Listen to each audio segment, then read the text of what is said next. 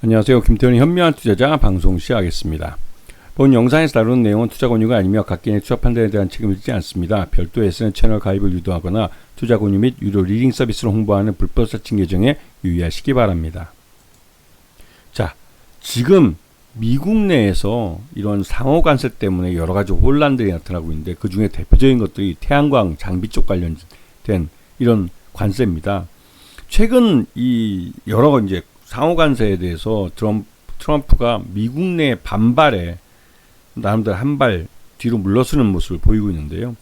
대표적으로 이제 90일간 중국을 제외한 90일간 상호 관세를 유예하겠다. 그래서 기본 관세 10%만 일단 부과하는 걸로 얘기가 나왔습니다.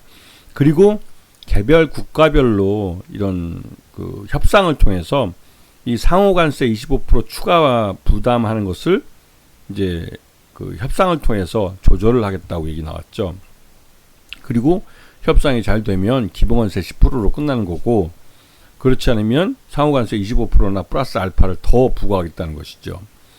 그런데 이렇게 된 것은 가장 우선적으로 미국의 재정 적자가 엄청나다는 사실과 무역 적자를 엄청나게 보면서 미국이 상호관세를 부과해서 미국 내에서 달러를 벌어가는 국가들로부터, 이 기업들로부터 관세를 먼저 받아서 자신들의 재정 적자를 좀 줄여서 6개월 후, 즉 8월 달인가요? 빠르면 7월 달 정도로 알려져 있는 이 연방 정부의 파산을, 그러니까 셧다운이죠. 셧다운을 좀 늦추거나 막아보자는 겁니다. 근데 이게 쉽지는 않죠. 그래도 이제 이 상호 관세를 들고 나오고 일단 상하원을 모두 공화당이 갖고 있기 때문에 일단은 한 6개월 정도 시간은 벌었습니다. 그래서 이걸 막 밀어붙이고 있는데요. 그러다 보니 이제 이 반발, 미국 내 인플레이션에 대한 반발 때문에도 상호관세를 일부 유예하는 조치들이 나오고 있습니다. 대표적으로 이제 뭐 스마트폰이나 이 컴퓨터 이런 쪽에 관련된 상호관세는 이 아예 그냥 부과 대상에서 제외하겠다고 얘기가 나왔죠. 왜냐면 이 애플, 미국에서 가장 많이 팔리고 있는 스마트폰인 아이폰을 만드는 애플이 이 트럼프 정부가 가장 반대하고 있고 좀 강하게 이 상호관세 문제를 이슈를 제기하고 있는 중국에서 대부분 만들어서 보낸다는 것이죠. 그래서 애플도 노력을 통해서 한 30% 정도는, 한 20% 정도는 이 인도에서 생산하는 걸로 생산지를 좀 다변화시키려고 하고 있습니다. 하지만 기존까지는 거의 100%를 중국에서 생산해 왔어요. 그래서 100% 생산하던 중국에서 이제 한 20% 정도를 인도로 이관을 했고, 그리고 더 많은 물량을 이제 해외 다른 나라에서 생산하는 대로 이 생산처를 다변화하려고 합니다. 그러면서도 애플은 미국 내에 공장을 짓는 건 극구 반대하죠. 왜냐하면 미국에 공장을 짓는 순간 이 애플이 지금까지 누려왔던 그 많은 그 마진율, 그러니까 수익성이 훼손되기 때문에 그렇습니다. 하여튼 지금 미국에서 상호 관세에서 제외된 품목에 이 태양광 발전 관련된 장비, 웨이퍼와 폴리실리콘이 들어갔다는 게 알려지면서 관련주들이 우리 증시에서도 오르고 있습니다. 왜냐하면 이 지금까지 잘 안 알려져 있었지만 이 태양광 산업 분야는 중국이 소재부터 시작해서 그 태양광 모듈과 셀 여기까지 거의 대부분을 중국이 독과점을 하고 있는 시장이에요. 그만큼 시장이 중국이 오랫동안 투자를 해온 분야고, 그리고 또 뒤늦게 생긴 산업 분야이기 때문에 여기에 이 태양광 같은 분야에는 중국이 투자하기는 좀 쉬웠습니다. 그러다 보니 이 태양광 시장은 중국 기업들이 주름 잡는 시장이 돼버렸죠. 그런데 여기에다가 미국이 관세를 매기겠다고 그러면 이제 미국 소비자들은 더 비싼 돈을 주고 태양광 셀을 사야 되고 태양광 모듈을 사야 해서 그러니까 셀과 모듈을 갖고 짓는 태양광 발전소에서 발전된 전기료는 비쌀 수밖에 없는 것이죠. 그렇기 때문에 이 트럼프 정부도 이런 태양광에는 함부로 관세를 매기기에는 좀 부담이 되는 겁니다. 이미 그 전임 정부인 이 조 바이든 정부에서 중국산 태양광 모듈과 셀에는 거의 50% 가까이 관세를 매기고 있었는데, 여기서 추가적으로 보면 실제로 중국에서 수입되는 대부분의 태양광 모듈이나 셀이 올스톱이 될 수밖에 없습니다. 그러면 미국 내에서 그나마도 생산하고 있는 건 이제 한화 솔루션 쪽인데요. 이런 한화 큐텐이라는 이런 그 중국 내에서 생산하고 있는 한화 그룹의 이런 회사들이 그나마도 좀 경쟁력을 가질 수 있게 되는 것이죠. 그래서 지금 중국산 태양광 이 장비들이나 그러니까 모듈과 셀을 수입하는 것을 가급적이면 좀 관세를 통해서 막아보려고, 그러면서 또 미국 내 태양광 발전 그 보급은 또 늘려야 되는 그런 아이러니한 상황에 미국이 놓여 있습니다. 그래서 미국 내에 생산하고 있는 태양광 셀과 모듈은 그 모듈이 유통되기 위해서는 중국에서 수입되는 값싼 싸구리 태양광 모듈과 이런 셀이 수입되는 것을 막아야 되기 때문에 일단 고율 관세를 매겨서 이러한 수입을 줄이도록 했죠. 그래서 지금 태양광 전지에 관련해서는 관세가 거의 50% 가까이 됩니다. 그리고 미국 2023년 이제 조 바이든 정부 때인데요. 그때 보면 한화 큐셀이 이 상업용이든 주택용이든 이 태양광 발전 여기에 들어가는 그 장비들에서 약 35% 이상을 한화 큐셀이 가지면서 이 시장 점유율 1위를 기록하고 있죠. 거기에 2위, 3위 뭐 이런 회사들은 대부분 다 이제 중국 업체들이 많습니다. 그러다 보니 이 중국 업체들이 값싸게 공급해주는 이 태양광 모듈과 셀이 없으면 미국의 태양광 업체들이 솔직히 좀 마진을 많이 남기긴 어려운 그런 시장 여건이 만들어져 버린 겁니다. 자, 우리나라도 지난 그 윤석열 정부 3년 동안 에너지 정책을 뭐 말 그대로 이제 거꾸로 가져갔죠. 말은 이제 뭐 원전을 뭐 우선시하고 원전 발전을 늘려서 뭐 친환경 발전한다고 그러지만 실제로 이 우리나라 이제 월성 원전 같은 경우는 1호기가 이제 벌써 40년이 넘었습니다. 거의 50년 가까이 돼서 이 폐로하는 차원에 들어갔고, 근데 그거를 강제로 이 노후 원전을 뭐 안전 보강을 더한다 해가지고 그 수명을 강제로 연장을 하는데 그거 사고 납니다. 특히 일본 원전 같은 경우도 그 굉장히 40년 이상 노령인, 그러니까 오래된 원전들이 많은데 일본 같은 경우 안전에 대한 투자가 우리의 몇 배가 됩니다. 우리는 거기에 뭐 3분의 1, 4분의 1 정도, 어떤 거는 5분의 1 정도밖에 안 되는 안전 비용을 투자한 다음에 이 수명을 강제로 연장하겠다는데요. 이러면 진짜 사고 납니다. 말 그대로 원전 주변에 사는 분들은 매일매일 언제 터질지 모르는 원자폭탄을 옆에 쥐고 사는 거나 마찬가지예요. 그렇기 때문에 오히려 이제 월성 원전 1호기 같은 경우는 오래됐으니까 폐로를 하고 그 폐로하는 데 있어서 기술을 빨리 습득을 해서 우리가 전 세계 원전 폐로 시장에 그 선두주자로 나가는 게 훨씬 더 우리 산업적인 측면에서 유리합니다. 왜냐면 원전을 매년 새로 짓는 것보다 매년 이제 폐로로 가는 노후 원전들이 전 세계에 더 많기 때문에 그렇죠. 그리고 원전을 굳이 짓지 않더라도 우리가 여름이나 한겨울에 에너지 피크인 시기에 우리나라 같은 경우는 그 에너지 예비율이 거의 2자릿수예요. 그만큼 원전뿐만 아니라 다른 발전소도 그 발전하지 않고 놀릴 정도로 전기가 남아 돕니다. 그런데 지금 대형 원전을 또 새로 뭐 4기를 짓는다 하다가 결국은 이제 윤석열 정부 말기에 가서는 이제 그 관료들이 알아서 하나를 더 줄여가지고 3개를 건설하기로 했죠. 근데 그 뒤에 이제 솔직히 말해서 좀 눈치를 지들도 야, 전기 남아돌잖아 하면 할 말이 없는 거예요. 관료들도 바보가 아닌데 전기가 한여름과 한겨울 피크 때, 에너지 피크일 때도 2자릿수 예비율을 보이고 있는데도 대규모 원전을 지으면 그 대규모 원전에서 전력을 생산하면 다른 발전소들은 쉬어야 됩니다. 왜냐면 한꺼번에 전력이 모두 발전해서 그걸 한꺼번에 쏟아내면 과부하 걸려서 블랙아웃이 일어나요. 그렇기 때문에 더더욱 이렇게 대규모 원전을 안 짓고 SMRT라고 해가지고 그 소형 모듈형 원전을 지으려고 하는 것은 이게 지금 시대에 대형 원전이 시대에 맞지 않기 때문에 그렇습니다. 근데 요번에 그 11차 전력수급 기본계에서 그 대형 원전을 3기를 새로 짓기로 이제 한 것이죠. 이게 윤석열 정부에서 한 건데 실제로 이제 대형 원전을 짓게 되면 이게 대표적인 어떻게 보면 그 세금 도둑질이 되고 있는 겁니다.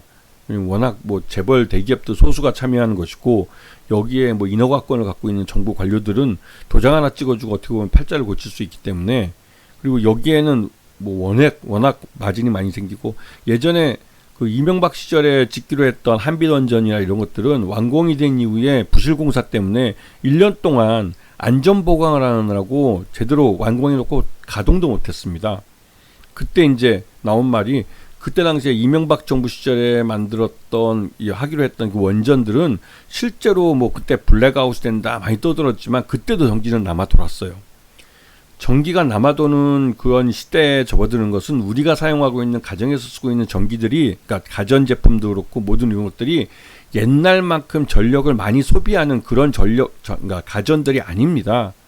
가정용 전자제품들은 대부분 다 최소의 전력으로 운용될 수 있는 그렇게 합리적인 그런 최신 제품들일수록 전력 사용량이 낮은 그런 전자제품들이에요. 그런 면에서 예전에 우리가 이제 만들었던 발전소들에서 만들어낸 그리고 그런 전기들, 그리고 예전에 우리나라에 있던 많은 그 제조업이나 이런 것들이 해외로 나가면서 전력 수요가 그렇게 많이 늘어나지 않은 상태입니다, 우리나라가. 그러다 보니 기존에 있던 발전소만으로 충분히 커버가 가능한 그런 시기죠. 그런데 그 이명박 때 뭐 블랙아웃 된다 막 그래가지고 발전소 원전도 짓고 막 했던데, 그때 지어지기로 했던 이제 한빛원전 같은 경우는 결국은 완공이 다 되고 나서 보니까 이거는 말 그대로 이제 그 부실공사가 돼버린 거죠. 그 애초에 전력이 진짜 부족해서 잘 원전을 지어서 이게 바로 발전을 해가지고 돈을 벌겠다는 게 아니라 원전을 짓는다는 게 목적으로 해서 짓는 과정에서 세금 도둑질을 한 거죠. 빼먹겠다는 게 목적이었기 때문에 그냥 대충 설렁설렁 막 지은 겁니다. 그래서 이게 안전 쪽에 문제가 생겨서 이게 만들어지고 나서도 1년 동안 안전 보강을 한다고 공사를 또 새로 하고, 이게 뭐한 짓인지 모르겠어요. 하여튼 간에 지금 11차 전력 기본 계획도 실제적으로는 이거는 말 그대로 이제 이 친환경 발전이나 다른 세계적으로 이런 친환경 발전 더 늘려가고 있는 추세하고는 정반대로 간 정책이죠. 그래서 이것도 결국은 바뀔 겁니다. 바뀔 수밖에 없습니다. 그래서 이런 원전에 의존하는 이런 사업 구조 자체가, 이건 우리나라 제조업 중심의 그 나라라고 하지만 우리나라도 수많은 제조업체들, 그 공장들이 해외로 빠져나갔습니다. 그래서 우리나라 내부에서는 그렇게 전력 사용량이 많지 않은 것이죠. 이런 부분을 전혀 감안하지 않은, 한마디로 한심한 전력 계획을 세운 겁니다. 그래서 하지만 전 세계적으로 이제 태양광과 풍력 같은 친환경 발전이 계속 선진국에서 늘어나고 있고, 이를 통해서 탄소 배출이 적은 형태로 친환경 발전 형태로 가고 있고, 이러면 말 그대로 이제 이런 탄소 배출이 줄어들기 때문에 2050 탄소 제로 정책이 전 세계적인 협약인데 이게 완성이 될 수 있고 실제로 달성이 가능해진다고 보는 것이죠. 그래서 민간 기업들은 아리백이라는 것을 서로 민간 협약을 맺었습니다. 민간 기업들끼리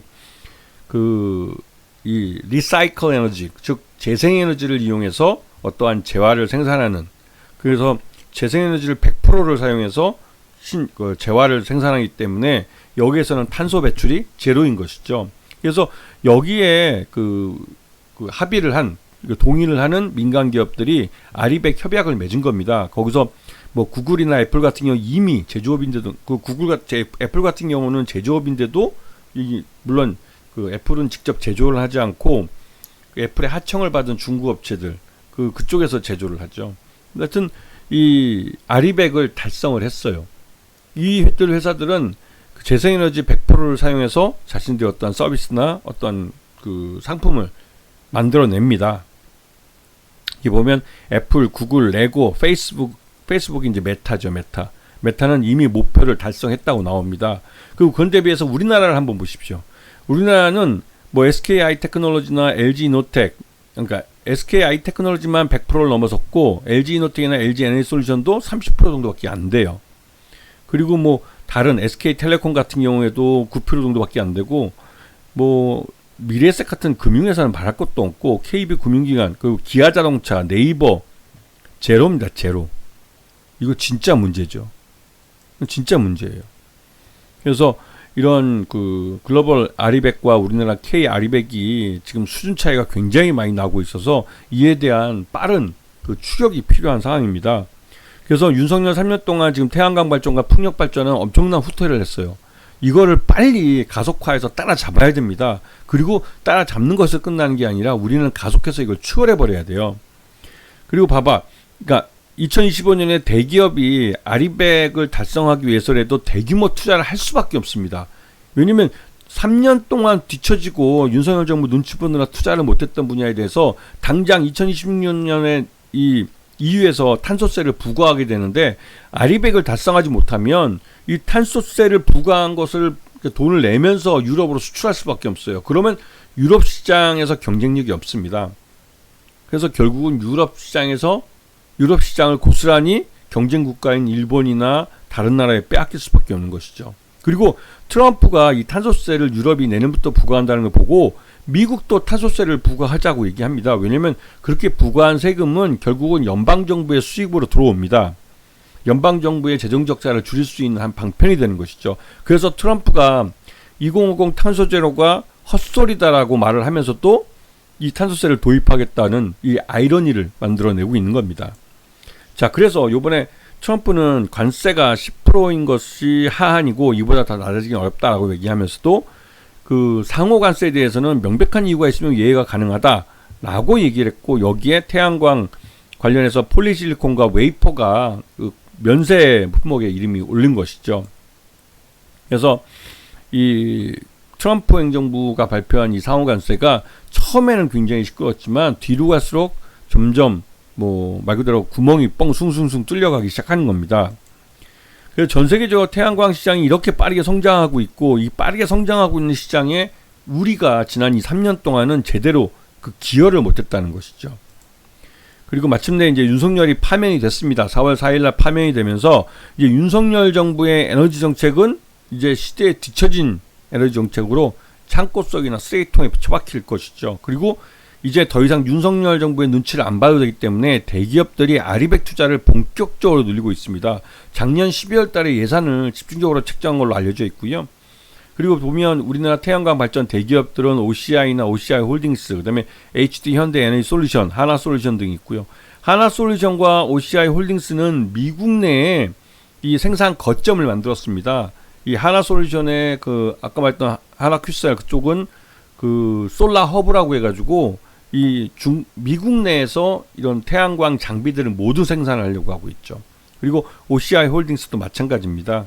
거기 이제 SK 이터닉스는 국내에서 이제 이런 그 신재생 에너지 사업을 하고 있는 쪽이고요. 중소기업 중에 SDN, 여기는 이제 해외 태양광 발전소도 만들었던 회사이기 때문에 이번 태양광 발전 국내 내수 시장이 열리면 가장 큰 수혜를 볼 것으로 알려져 있고, 신성 ENG도 마찬가지입니다. 태양광 사업이 가장 사업 분야에서 작지만 그래도 올해는 그 대기업들이 본격적으로 투자하면서 신성 ENG가 가장 큰 수혜를 볼 수 있다라는 말까지 나옵니다. S에너지도 뭐 패널 만드는 회사고 태양광, 대명에너지도 이 에너지 태양광 발전소를 건설하는 회사입니다. 이런 회사들이 결국은 이 트럼프 관세가 이 웨이퍼나 폴리시콘에서 제외되면 OCI나 OCI 홀딩스, 그다음에 하나솔루션하고 현대 에너지 솔루션이 모두 미국 시장을 대상으로 수출을 하고 있기 때문에 수혜를 보게 되는 것이죠. 그리고 이러한 것들이 국내 내수 시장에서도 영향을 미칩니다. 그렇기 때문에 태양광 발전주들은 앞으로가 뭐 명품들처럼 오늘 소비할 때 오늘이 가장 싼 가격이라는 말이 나올 정도로 앞으로의 성장성이 뛰어난 그런 종목들이죠. 하여튼 주의 깊게 잘 보셔야 되는 겁니다. 아시겠죠? 자, 오늘 방송 여기서 마치겠습니다. 감사합니다.